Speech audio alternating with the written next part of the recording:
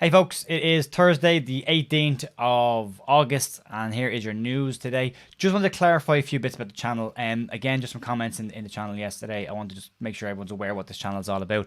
What I'm doing here is I'm gonna go through all the internet every day and find all the stories and people that are linked with Leeds and get them into a video in as short amount of time as possible. Some of them aren't real, some of them are rumor, some of them are fact.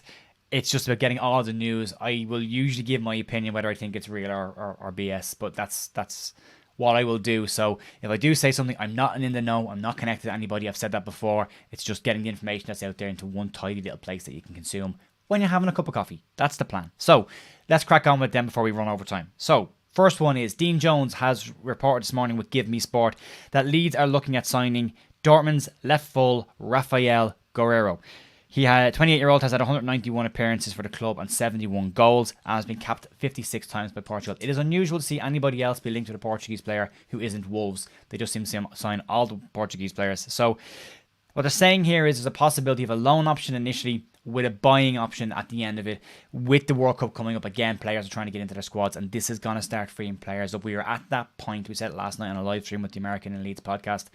We're at that point now where players are going to start becoming available who are looking at what's in their squads right now and if they're involved or not involved. So it's going to get really, really interesting. A name we haven't heard before, a big name, and will be a really, really, really strong addition to that back line. So fingers crossed on that one. It has come out from Dean Jones. He has a decent track record and is a relatively reliable source. So we'll see what happens there. In news that's gone against Leeds, Leeds have apparently had a £3 million offer for Birmingham City's George Hall rejected. The under-21 player scored his first goal for Birmingham this week, and Leeds are still keen to add to the under-21 squad. He fits that mould that Leeds are looking for of the underage player who's about to break into the first team, and they want to try and get them at as cheap a price they can before they break through. We've seen it with Gallagher, Greenwood, and with Stroke as well, and a couple of others that they brought in for the under-21s. So that's going to be an interesting one. Apparently it's been rejected, but Leeds have looked at George Hall for quite a while and are keen on him, so we'll see what happens there. Sticking with the youths, and Scotland under-17 goalkeeper Rory Mahady has signed for Leeds from Celtic. The 16-year-old will sign a 2-year deal with Leeds and will go into the under-17 squad. So another strong addition to the under-17 team. Rory, best luck with your development and I hope it goes well for you at Leeds. Our daily Willy Gnonto update has come through. So there's a bit in this. So we've been talking about Willy for about, a week, maybe more than a week. And it's come from lots of different places. HIT Sport, Leeds 365, MOT. Lots of different places have been talking about this. This day, the one today comes from Carve Solikol from Sky Sports News, which is a bit more legitimate than anything else. And he says that Leeds are ready to pay $4.2 million for the Zurich attacker. However, reports say that the bid that Leeds have put in for the player has fallen short of what Zurich actually want for the player. They're looking for a fee of in around $8.4 million for the Italian, which is probably a bit much, to be honest. But we'll see. It's the first mainstream media site to run the story about William Gnonto. So we'll see what happens there. If Carve Solikol is talking about, there's clearly some meat behind the bones there. So we'll have to see what happens there. Very, very interesting. And there's some crazy news that came out over the last couple of days. And I wasn't going to talk about it till it was Richard Morano mentioned it last night. So I thought I'd go touch it.